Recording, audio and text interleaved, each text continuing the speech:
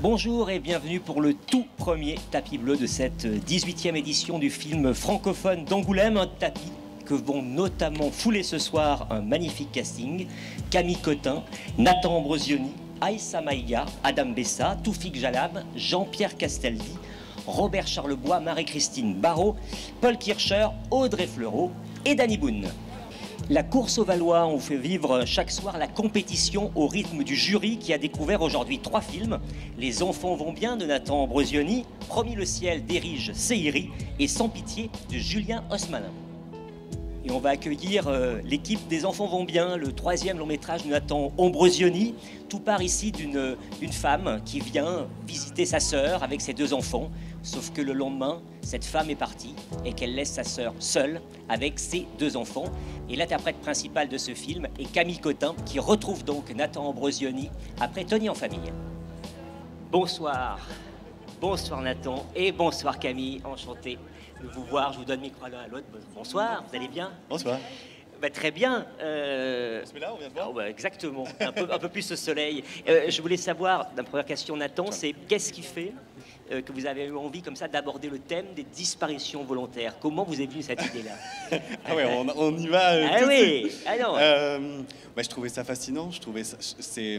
J'ai été familier avec ce terme en 2019 et j'étais pas du tout au courant qu'on avait le droit de partir comme ça et que la police ne pouvait pas nous chercher, qu'on ne pouvait rien faire.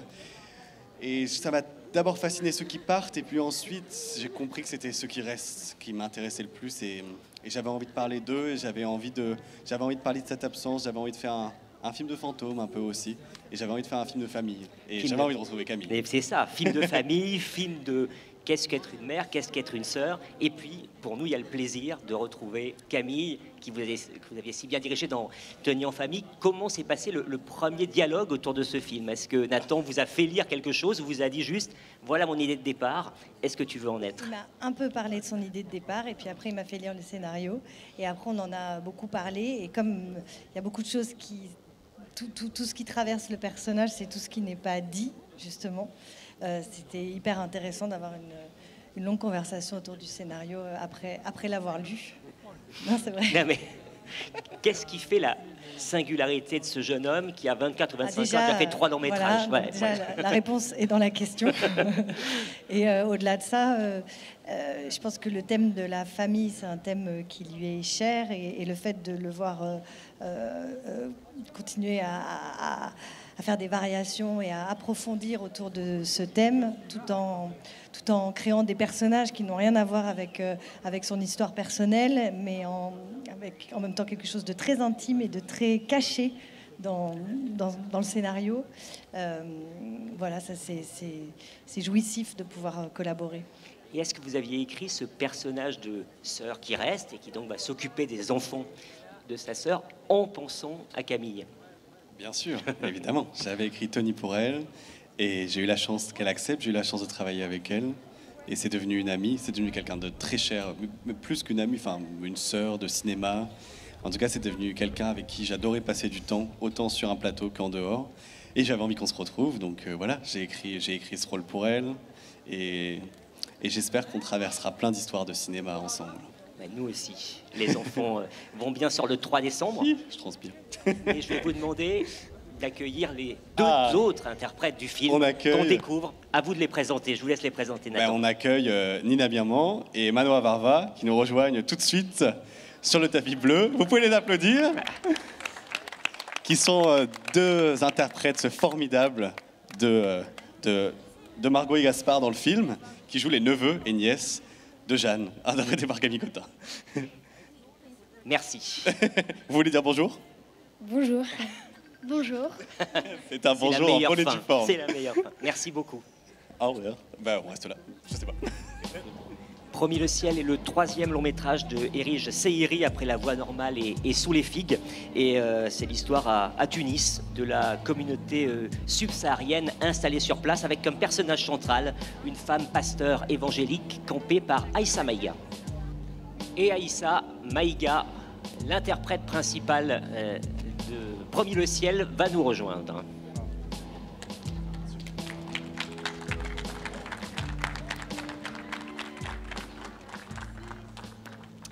bonjour. Bonjour Bonsoir, Thierry. Aïssa. Bonsoir. Erige Seyri a pour habitude de ne tourner qu'avec des comédiennes non professionnelles. Moi, j'aimerais savoir comment s'est passée votre première rencontre à toutes les deux, le premier échange qu'il y a eu autour de ce rôle de pasteur. Erige m'a contacté par mail. On s'est vu la première fois par Zoom. Je l'ai trouvée extrêmement charismatique, intéressante, passionnante. Elle m'a parlé donc de l'histoire de ce film qui se passe en Tunisie, à Tunis, autour d'une femme qui s'appelle Marie, qui est pasteur et qui porte à bout de bras sa communauté.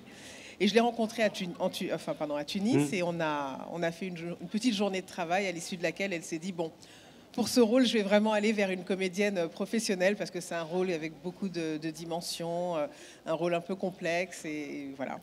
Ce rôle et ce film est éminemment politique et cinématographique, mais il y a quand même un aspect politique. J'imagine que quand on accepte de travailler avec Erige, c'est évidemment pour Sous les figues, son précédent film, mais c'est aussi pour le message qu'elle essaye de délivrer. Oui, c'est un sujet qui est important, la migration aujourd'hui, ça concerne énormément de monde sur la planète et c'est un sujet qui est souvent instrumentalisé et souvent les migrants, justement on les appelle les migrants, ils n'ont pas de visage, ils n'ont pas de voix et dans ce film, elle montre plusieurs portraits de femmes, une étudiante, une femme qui est dans la débrouille et puis cette femme pasteur que j'incarne qui sont toutes les trois lumineuses, qui ont une force de vie extraordinaire, qui ont aussi beaucoup de vulnérabilité.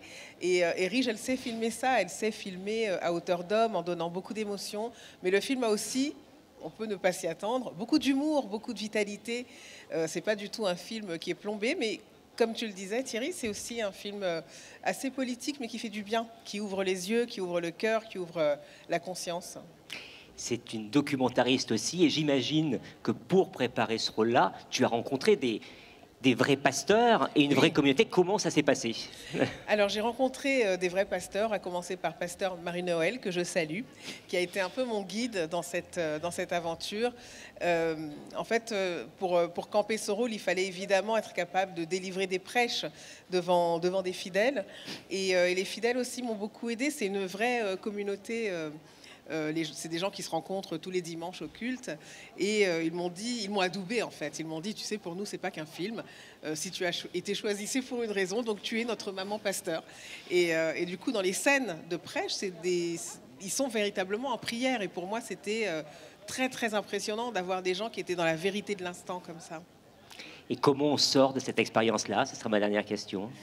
On en sort avec l'envie de retravailler avec Erige, ça c'est sûr. C'est une réalisatrice incroyable on travaille beaucoup sur les improvisations. Elle a partagé énormément de choses avec moi en me disant, écoute, tu as réalisé des films aussi. Donc c'est intéressant pour moi de discuter de certains plans, de certaines séquences, de l'écriture. Donc j'ai été vraiment au cœur de son processus de travail. Et puis ça a été des rencontres avec des personnes dont on raconte la vie. Des personnes qui, pour certaines, avaient déjà essayé de traverser la Méditerranée ou d'autres qui, tout simplement, avaient des vécus... Enfin, c'est des héros et des héroïnes du quotidien. Et on en sort à la fois humble parce on est beaucoup plus petit que cette histoire-là qu'on raconte et en même temps grandi parce qu'on est nourri par le récit, par les rencontres et j'espère vraiment que le public répondra. C'est un film qui est très beau, qui a une image magnifique. Je salue aussi la chef opératrice Frida Merzouk. Vraiment, l'image est extraordinaire et elle répond avec beaucoup de vibrations à ce qui est raconté. Merci Aïssa et le public pour aller découvrir le film dès le 26 novembre. Merci beaucoup. Merci Aïssa. Merci. Merci à toi, vraiment. Sans pitié, le premier long métrage de Julien Osmalin. 20 ans après sa disparition, un jeune homme revient chez sa mère, foraine, et chez son grand frère. Et évidemment, des secrets du passé vont remonter à la surface. Dans les deux rôles principaux, on retrouve Adam Bessa et Toufik Jalab. Et j'invite Julien Osmalin, Adam Bessa et Toufik Jalab à me rejoindre sur ce tapis bleu. Messieurs, bienvenue. Ça va? Ça fait plaisir. Ça va? Vous allez bien? Ça va? Et bravo. On va se mettre ici. Ouais. Ah Vous ouais, êtes déjà pardon, monté dans on les va sommets, j'aime directement. bien. C'est les JO. Première question à vous, Julien. Quel a été le premier déclic de ce film qui Il y a une multitude de films dans le film. Est-ce que c'est l'envie de raconter l'histoire d'une famille, l'envie de se situer dans une fête foraine aussi? Quelle est la première étincelle? Ma famille. D'abord, ça a été ma famille. J'ai été élevé par mon grand frère, qui s'est marginalisé à l'âge de 15 ans en vivant dans une caravane. Et on vivait dans cette caravane face à une fête foraine. Et sauf que je demandais à mon grand frère, je fais ouais, on vit dans une caravane et on n'a pas de manège, comment ça se fait? Donc tout part de là en fait. Pour moi, c'est d'avoir été élevé par mon grand frère. Je lui rends hommage à travers ce film. À quel moment Toufik et Adam rentrent dans l'équation? Est-ce que vous avez terminé le scénario et pourquoi vous avez pensé à eux deux? Toufik, moi je suivais déjà son travail, je l'avais adoré dans l'affaire Oussekine et je lui propose mon scénario, il a un coup de cœur, mais c'était 2 ans et demi avant le tournage, le début du tournage. Et il m'a dit écoute, Jus, ton film il est cool, je vais le faire. Et 2 ans et demi plus tard, il a tenu parole, il était là au rendez-vous. Et à Adam, on a été présenté par un ami en commun, pareil, il y a eu une rencontre autour du scénario, on a discuté cinéma et puis on avait envie de faire le même film, donc on est partis ensemble. Et je vais vous poser la question inverse à tous les deux. Toufik, qu'est-ce qui fait qu'on a envie d'aller dans cette aventure-là? Quand on voit le film, on comprend, mais sur un scénario... Sur un scénario, c'est-à-dire que le scénario était exceptionnel, que je l'ai lu d'une traite, et il y a un coup de fil qui s'est fait sur la dernière page du scénario avant de lire le mot fin. Je l'ai appelé, je lui ai dit j'en suis, peu importe quand ou comment. On était très loin d'avoir réuni les fonds pour monter ce projet, et je lui ai dit oui, peu importe la manière. Et ensuite, Adam est arrivé, et là, ça a été la cerise sur le gâteau parce que je suis le travail d'Adam depuis qu'il a démarré, et j'avais hâte. Voilà, c'était un combo magnifique. Adam, moi c'est pareil, je suis toujours épaté par la pertinence de vos choix. Qu'est-ce qui fait que vous avez été aussi emballé par ce scénario-là? Tout simplement le style, je pense, de Julien. Quand je l'ai rencontré, j'ai senti que c'était un metteur en scène avec une personnalité à part entière. Quand il m'a dit qu'il y avait Taoufik dans le projet aussi, et je me suis dit, je pense qu'on peut créer quelque chose d'intéressant ensemble. Et ça sera ma dernière question sur le style, parce que le film s'écoute et se voit. Il y a plein de références possibles. Est-ce que vous, avec votre chef opérateur, vous avez construit en référence à certains films, ou c'est simplement ce qui est écrit qui vous a donné toute cette atmosphère visuelle assez étonnante? Oui, de manière instinctive, au départ, on a fait appel à des références qu'on avait mutuellement, mais des références écrasantes, énormes. Donc, c'est une fois qu'on a trouvé nos décors, sincèrement, avec mon chef opérateur, qu'on a essayé justement de créer un langage autour du film, avec son propre découpage, avec ses propres valeurs de plan. Enfin, voilà. C'est un vrai langage qu'on a essayé de créer ensemble et essayer de faire un vrai film de cinéma. Merci à tous les trois. Le film sera prochainement dans les salles. Et puis, je voulais vous inviter à ce que le reste de votre équipe présente ici à Angoulême vous rejoigne, et je laisse les présenter. Voilà. Alors, Jonathan Tourneboul. Voilà. Une arrivée de star. Laïs Mayas. Laura Sepoul. Bérangère Macniz. François Pouron. Et Olivier Torres. Eh ben, merci à tous, messieurs. Et bonne suite de festival. 3 questions à nos partenaires chaque soir. Et pour ouvrir le bal, Jean-Sébastien Robiquet, fondateur de la Maison Villevert. Bonsoir, Jean-François. Bonsoir, Thierry. 3 questions donc. La première, qu'est-ce que représente le festival du film francophone d'Angoulême pour vous? Alors, le festival du film francophone d'Angoulême, c'est finalement une mise en avant de la culture au sens large et puis de la francophonie. Mais au-delà de ça, de belles rencontres filmographiques ou de belles rencontres humaines, tout simplement. Et un rayonnement pour le territoire. Et quel lien particulier, et qui est très fort, y a-t-il entre le festival et la Maison Villevert? La Maison Villevert entretient avec le festival un lien à la fois finalement d'admiration depuis le début, mais depuis 14 ans, une collaboration et une amitié affirmée et avérée avec Marie-France Brière et Dominique Besnéard. Et j'avais une dernière question. Quel est le film que vous avez découvert ici et qui vous a tout particulièrement marqué? Il y en a tellement. Mais je pense que un des gros électrochocs a été Much Love de Nabil Ayouch. Précédemment, il y a eu Les Garçons et Guillaume à table, Guillaume Gallienne. Et peut-être aussi, ça nous marque tellement, Petit Paysan. D'Hubert Charvel. D'Hubert Charvel, exactement. Voilà. Mais il y en a plein, Je pourrais vous parler des Nakache et Toledano, je pourrais pas, mais il y en a plein. C'est comme choisir entre ses enfants. Mais voilà, s'il faut choisir, peut-être celui que je n'aurais pas vu ouais. Spontanément, c'est Much Loved. Mais là, je l'ai découvert et c'était un électrochoc. Merci beaucoup, Jean-Sébastien. C'était un plaisir. Merci beaucoup. Souvenir, le Festival du film francophone d'Angoulême aime aussi se replonger dans le cinéma de patrimoine à travers la figure de Pierre Granier de Fer. Il y a un documentaire, Pierre Granier de Fer à l'ombre des stars, réalisé par Luc Lariba. Et puis on accueillera aussi Jean-Pierre Castaldi qui a tourné sous la direction de Pierre Granier de Fer dans La Veuve Coudert. Jean-Pierre, c'est bien, j'aime bien un surgissement. Enchanté. Je suis surpris. Pardon. Merci d'être avec nous. Et merci à vous de m'accueillir. Je voulais profiter de votre présence pour évoquer évidemment La Veuve Coudert, Pierre Granier de Fer, Alain Delon, Simone Signoret. Comment est-ce que le jeune comédien que vous êtes, vous retrouvez déjà dans cette aventure? Alors là, j'étais vraiment très très jeune. Je dois, puisque demain soir, il y a un hommage que je vous conseille d'aller voir sur Granier de Fer, qui est un grand metteur en scène, un grand directeur d'acteurs. Et c'est Granier de Fer qui m'a donné, vous savez, dans le temps, les comédiens ont démarré par des petits rôles. On allait jouer devant des monstres, vous savez, on vous retrouvait devant Alain Delon, Signoret, Gabin, tout ça, c'était pas simple.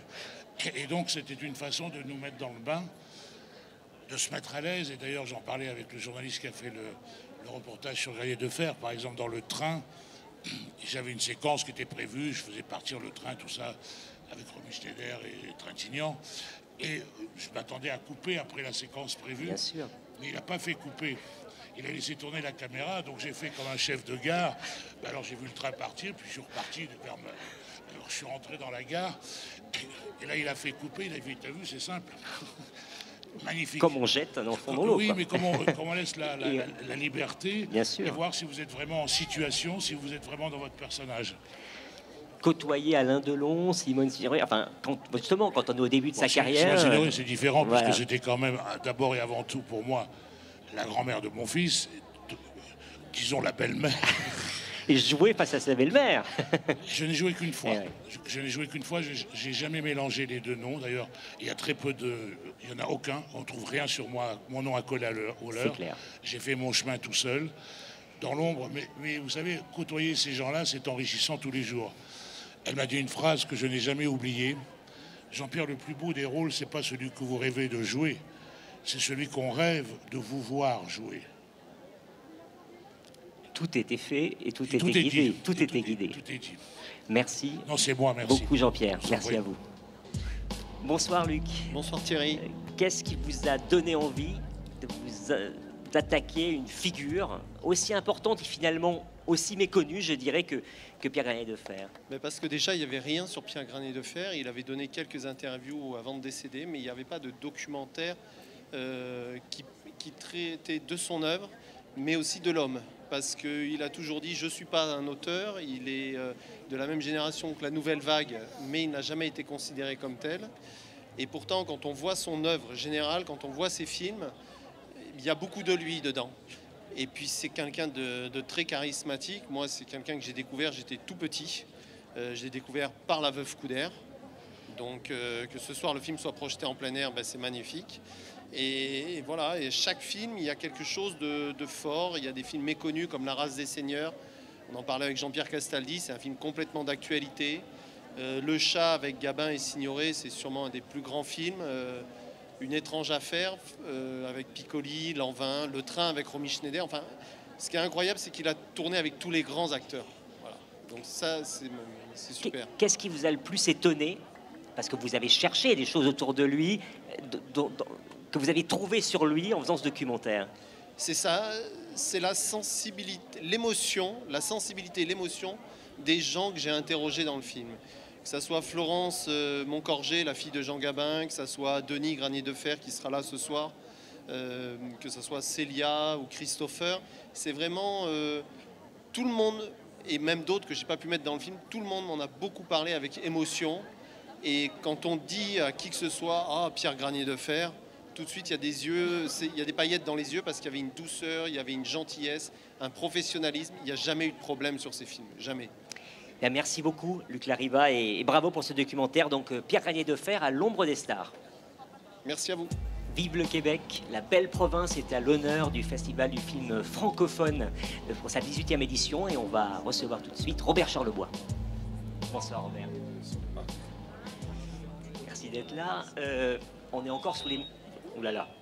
On est encore sous l'émotion de la cérémonie d'ouverture d'hier soir. Comment est-ce que vous avez ressenti jouer, chanter Lindbergh voilà.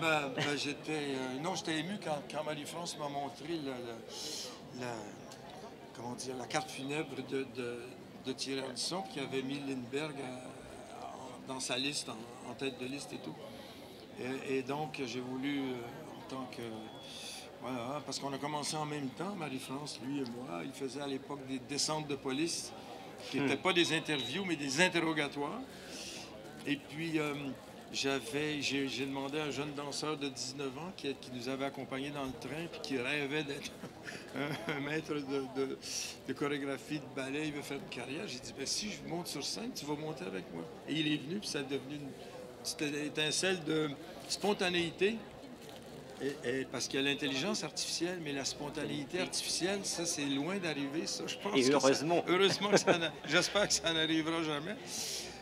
Comme les émotions artificielles, mais le cinéma, c'est un peu des émotions artificielles. Mais vous avez un lien avec Angoulême. Moi, je vous vois chaque année dans la salle. Aussi, où on parlait de la soirée d'hier, mais je viens de voir un film qui s'appelle Fanny, de Yann Englund, un jeune cinéaste québécois qui m'a vraiment secoué, parce que c'est un film d'émotion, de A à Z. Tu sais, dans chaque famille, il y a un petit enfer. C'est pour ça qu'il faut être gentil les uns avec les autres, parce que toutes les familles, quand on gratte, il y a des mystères et des enfers. Et moi, je suis un public cible pour ça, parce que, en tout cas, Yann Englund m'a beaucoup bouleversé. Le film s'appelle Fanny. C'est pas parce que c'est québécois, c'est parce que c'est beau. Bien.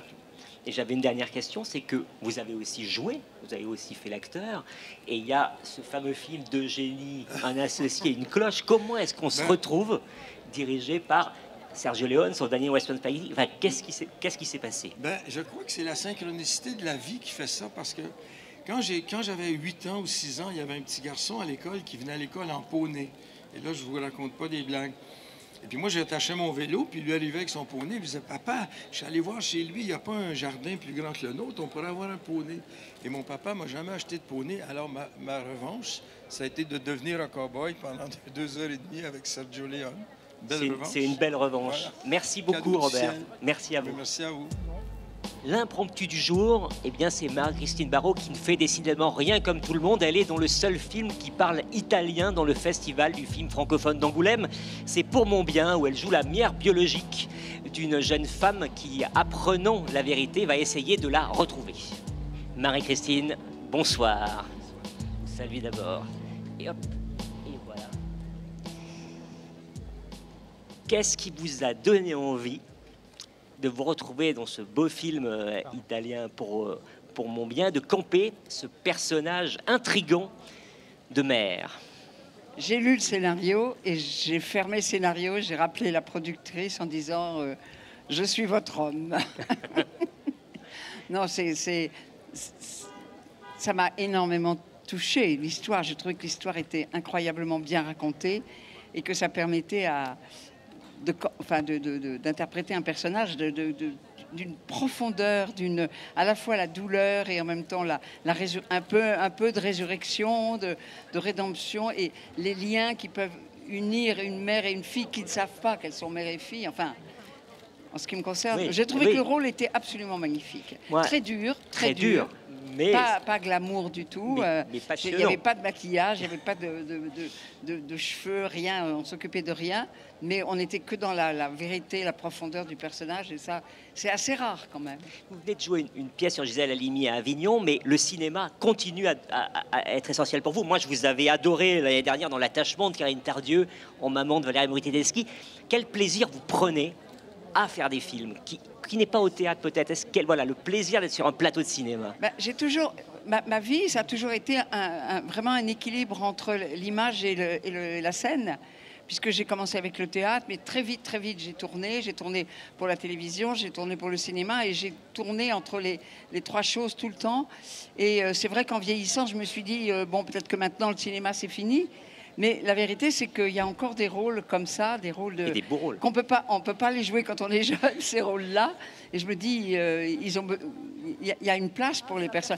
Et moi, je suis quand même étonnée, moi, depuis longtemps. Et je pense pas à moi à ce moment-là, mais il me semble que si j'étais cinéaste, j'aurais envie de filmer des visages de personnes qui ont vécu, parce que je vais dire un secret, mais c'est presque plus facile quand on est vieux. Parce que toutes les choses qu'on a en soi, qu'on a vécues, toutes les choses qu'on a traversées, les bonnes et les moins bonnes, elles sont là et on n'a pas d'effort surhumain à faire pour les inventer.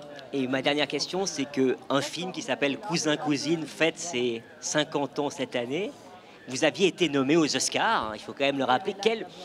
Est-ce que vous aviez été à la cérémonie? Qu'est-ce qui vous reste Alors la cérémonie des Oscars, c'est quand même une grosse kermesse. Hein.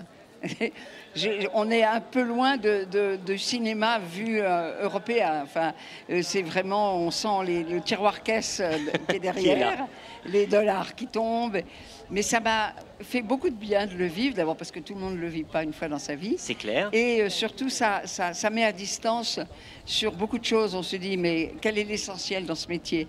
Et l'essentiel, c'est pas les récompenses, c'est pas l'argent, c'est rencontrer des rôles comme celui que j'ai dans ce film, c'est rencontrer des artistes, des gens qui ont envie de montrer comment ils voient le monde. Et c'est ce que j'ai envie de faire moi aussi comme actrice. Donc la kermesse des Oscars m'a beaucoup aidée. Mais moi, vous savez, j'ai une éducation religieuse, j'étais chez les religieuses, et j'ai une sorte d'éthique quand même de la vie. Et dans ce métier, je trouve que c'est important de rester debout. Et c'est très difficile, très très difficile. Et se dire qu'il faut arriver entier, il ne faut pas arriver en morceaux. Il faut arriver entier. Et c'est un vrai travail de pas aller certaines fois vers une forme de facilité qui pourrait faire qu'on se perd. Eh ben, ce qui n'est pas la facilité, c'est le film Pour mon bien dans lequel vous êtes formidable. Merci Marie-Christine. Focus sur l'avenir, eh bien, comme chaque année, le Festival du film d'Angoulême a adoré et parie sur de jeunes talents qu'on va retrouver dans nos nombreux films dans les années qui viennent. Et il se trouve ce soir qu'ils sont dans le même film qui s'appelle Météores d'Hubert Charuel, l'histoire de deux potes qui, après un énième plan raté, doivent trouver un boulot, et d'un troisième pote qui les embauche dans la poubelle nucléaire où ils travaillent. Et ces trois comédiens, ces trois talentueux jeunes comédiens, s'appellent Paul Kircher, Salif Cissé et Idir Azougli. Bonsoir à tous les trois. Merci. Bonjour et bonsoir. J'ai évoqué le film d'Hubert Charuel, mais je voulais parler avec vous de qu'est-ce qui vous a donné envie de faire ce métier, ces trois trajectoires complètement différentes. Vous, Salif, on vous a découvert chez Guillaume Braque, mais est-ce que c'est ce rôle-là et cette rencontre-là qui vous a poussé à faire ce métier-là, ou c'était avant une envie qui précédait? Moi, j'ai commencé par faire du théâtre, donc ça a d'abord naquit d'une envie de théâtre. Ensuite, il y a eu le cinéma. C'est clair que cette rencontre avec Guillaume, ça a été déterminant pour moi. Ça m'a donné envie de faire encore plus de films. Et me voilà aujourd'hui avec Hubert et en collaboration avec Claude sur Météores avec ces deux excellents acteurs. Ouais. Paul, on a envie de se dire que vous êtes un enfant de la balle, vos parents sont comédiens, mais que normalement, les enfants peuvent se dire non, je ne ferai surtout pas le métier de mes parents. Est-ce que vous avez résisté avant de tourner pour Christophe Honoré, de faire Le règne animal, d'être récompensé à venir pour les enfants après eux? Moi, j'ai pas... Ouais, en tout cas, je sais plus, mais en tout cas... C'est clair qu'aujourd'hui, c'est des acteurs comme Salif et Idir qui me donnent envie de faire ce métier, parce que vraiment, en fait, en rencontrant des personnes comme ça, on apprend beaucoup, et donc c'est à chaque tournage un échange différent aussi, et c'est ça qui est vraiment intéressant. Comme l'échange aussi qu'on a avec le réalisateur aussi. Bien sûr, avec Hubert. Idir, moi je vous avais découvert dans Diamant Brut. C'était pas mal parce que c'était aussi le Festival de Cannes, une montée des marches. Qu'est-ce qui vous a amené à faire ce métier-là? Moi en fait, je suis du casting sauvage. J'ai été casté pour mon premier film qui s'appelait Sherazade, qui a été césarisé 3 fois, et du coup j'ai vu que 10, 15, 20, 50, 100, 200 personnes me disaient que c'était bien. Du coup j'ai continué. je me suis dit, écoute, pour une fois, j'arrive à faire quelque chose, pourquoi pas aller jusqu'au bout. Qu'est-ce qui vous a plu dans la manière qu'a eu Hubert de vous déranger? Ça sera ma dernière question. De vous diriger et de vous déranger d'ailleurs. Bah, c'est pas mal le lapsus. J'aime bien ce lapsus. C'est pas mal comme un acteur. C'est vrai qu'il nous dérange en permanence. Ouais. Non, qu'est-ce qui a été particulier dans la manière de diriger? Bah, déjà, parce qu'il ne se considère pas tout seul, il a une collaboratrice qui s'appelle Claude Lepape, qui a été avec lui à toutes les étapes de la réalisation. Et surtout, il a une manière très instinctive, il part de nous, il ne se considère pas comme sachant, on essaye de savoir ensemble. Et moi, je trouve ça assez honnête et humble comme façon de travailler. Et moi, je sens chez vous une grande joie de jouer. Vraiment, voilà, c'est vraiment un jeu d'enfant, être acteur. Est-ce que ce plaisir-là, vous l'avez sur le plateau? Est-ce que c'est un moteur aussi? Ou est-ce que c'est du stress, de l'angoisse? Peut-être qu'on peut jouer avec le stress et l'angoisse aussi. Et puis, en fait, là, c'est des situations dans ce film-là qu'ont écrit Hubert et Claude qui sont vraiment amusantes à jouer. Et comme on avait beaucoup répété aussi avant le tournage, on a vraiment pris du plaisir sur le tournage. Et vous, Ilia? Moi, c'est pareil. Franchement, en fait, plus je fais des films, plus je kiffe. Et voilà, étant de nature hyperactive, c'est le seul truc qui me fatigue. Et quand je rentre à la maison, j'ai l'impression d'avoir accompli quelque chose de ma journée. Donc, je suis très heureux de faire ce métier et je pense que je vais jamais m'arrêter. Nous, on est heureux de vous voir tous les trois dans ce film qui s'appelle Météores, qui sortira le 8 octobre. Merci beaucoup, Salif. Merci, Paul. Et merci, Idir.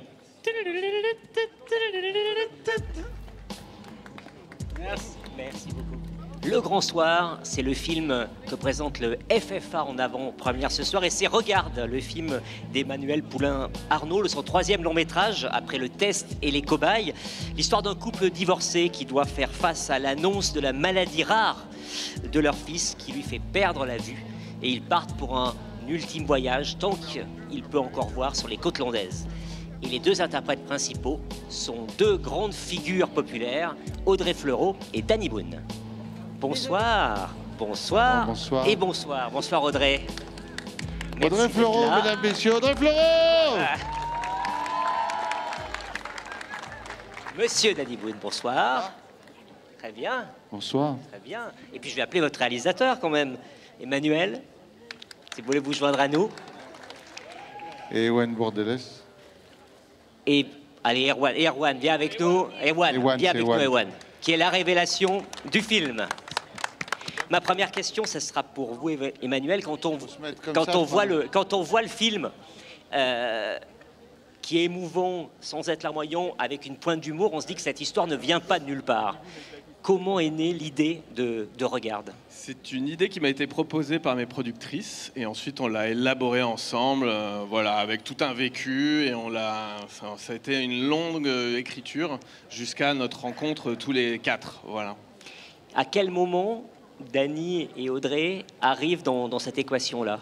Et ben justement, à la fin d'une écriture, on fait lire, il y a une jolie rencontre qui se fait, on fait des lectures, on découvre un super jeune comédien, on refait des lectures, et voilà, c'est comme ça que ça s'emballe.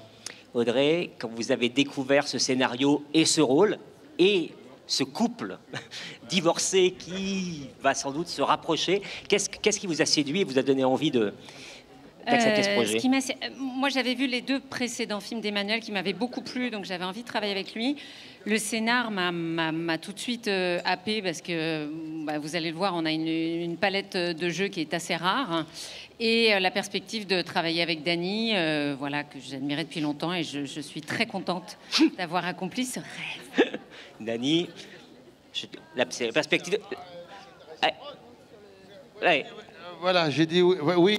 J'ai dit oui, Emmanuel, avant même de lire le scénario, parce qu'il y avait Audrey dedans.